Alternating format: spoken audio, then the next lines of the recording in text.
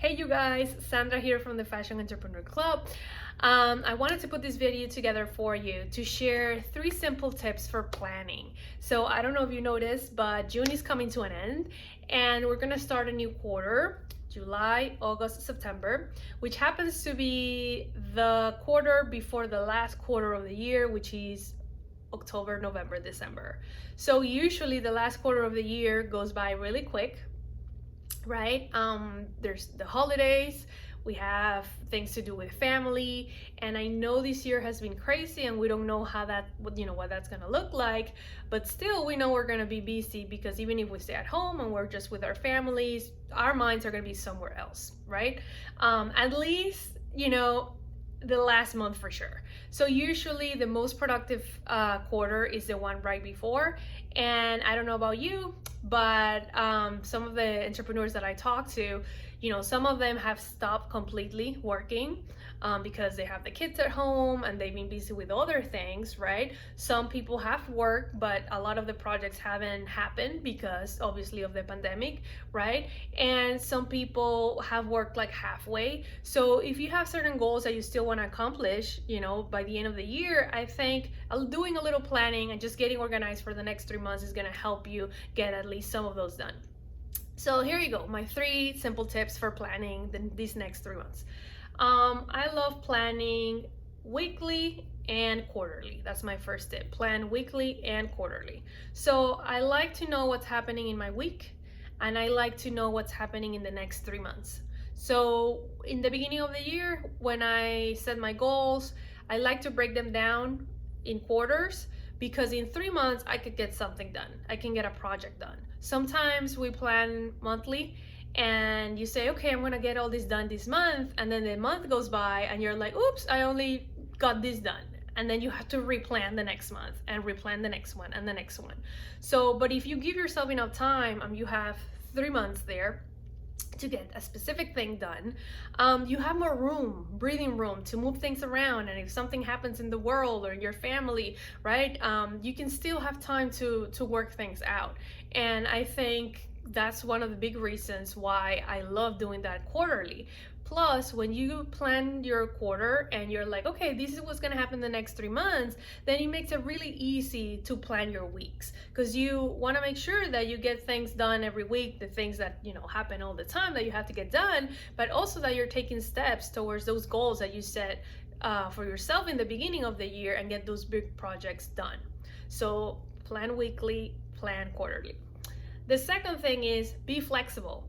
So I used to be that kind of person that I would put everything in my planner and everything had to get done at a certain time, and if it doesn't get at a certain time, I'm a little worried or freaking out. So throughout the years I've learned to be way more flexible, because opportunities come along. Sometimes the universe or people pop up right in your life and they make your life easier, or the right kind of resource comes in at the right time, and then you plan all this week, month, quarter, whatever detail, all these details, and then all of that goes out the window because something happened that changed absolutely everything, for the good or for worse, right?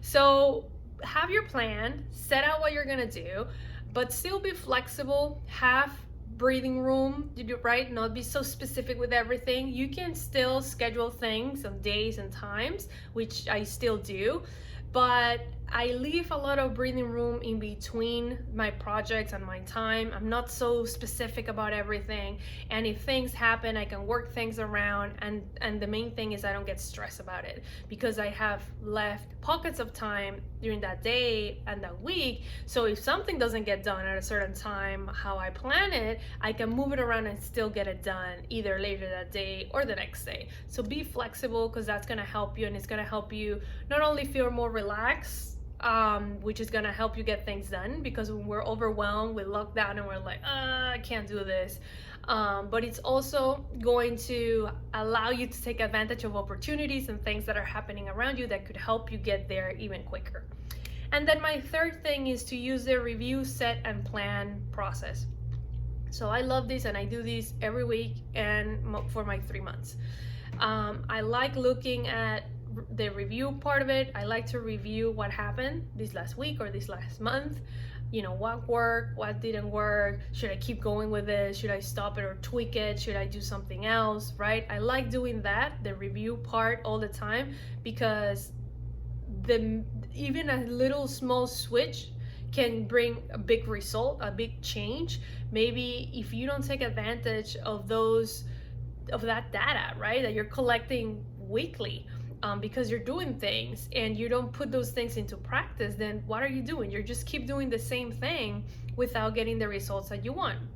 So if you notice something, if you pay attention, if you take the time, it doesn't have to be big thing. You can 10 minutes, just set yourself, the end of the week, just sit down for 15 minutes, look at what happened throughout the week, what worked, what didn't work, what worked really well, should I change this ad, should I change this copy, should I send this email to this person, right? And make those changes, do that review so you can take advantage of that information that you have there for you, giving you, so much goodness, right? So that's the review. Then you set the goals based on that. You have all that awesome information. Why don't you set the goals according to that?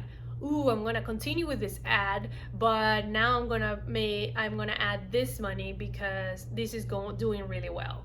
Or if something's not working out, you know what? I'm going to get rid of this and put my energy in this thing because this is working out better. So the setting part is just setting those goals for the week, right? Or for the quarter, right? With that information, and then plan. Again, take the time to break those projects, break it down, have some steps. And here the thing, going back to the flexible thing, is you don't have to have every step, okay? It's impossible to have every step. You can have an overview, you can have, certain steps that you know that you have to take, but the steps are gonna keep changing every week, every day, right? You do something and then something happens and you're like, oh, now I have to do this. And then you take that step and then another step comes up and it tells you, oh, now you have to do these 3 things and then you have to do these 4 things. So I would like to, if I have something in my head already with certain steps, I would like to write it down, right? To have that in there and not here. But then I'm very flexible and I go through the week and I know that every time I take action, new steps are gonna happen naturally. I'm just gonna notice, oh, now I have to do this, now I have to do that. So I love using the review, set, and plan. I do it every week, and I also do it for my 3 months. I analyze my 3 months, my 90 days, and I'm like, what worked, what didn't work overall, and then plan my next 90 days. So these are my 3 tips. I'm sorry, this is falling, I don't know why. But my 3 tips are: plan weekly and quarterly, be flexible, and use the review, set, and plan process. So if you don't know, we have actually a workbook that we use. I use it every quarter, that it's called the Quarterly Goal Planner for Your Fashion Business. It's a workbook that has, I believe, 14 pages, right? It's 14 pages, and it actually uses the system, the review, plan, set plan process, and it just walks you through everything. It asks you questions so you can analyze what happened those 3 months and plan with amazing data your next 3. So I'm gonna share a link below. It's a printable that we share on our Etsy store. It's only $15, and it goes through this process, and it's really, really useful. Plus, it's really, really cute also. So if you want some help planning your next 3 months, take advantage of the planner, and let me know if you have any questions. Again, just think about this. Think about, you have the next 3 months to really get some big things, check off of that list and get some goals done. So what are you gonna do with your next 3 months? Think about the circumstances that you're in right now. How much time do you have available? Do you have any time at all? And see what works for you. Maybe you are not gonna work on 3 goals. Maybe you're just gonna work in 1 goal, and that's enough. If 3 months go by and you get that goal done, right, how would your life look like? How would it change your business? So be mindful about those things and take the pressure off. We're going through a weird time, but still, do something for yourself, do something for your business, because we want to keep growing, right, and keep serving our audience. And I'm sure you also want to help your family as well. So let me know what you think about these 3 tips. Let me know what your goals are, if you want to share them with me, and if you have any questions. And I'll also share the link to our Printable. I hope that this was helpful, and I will see you guys very soon. Bye guys.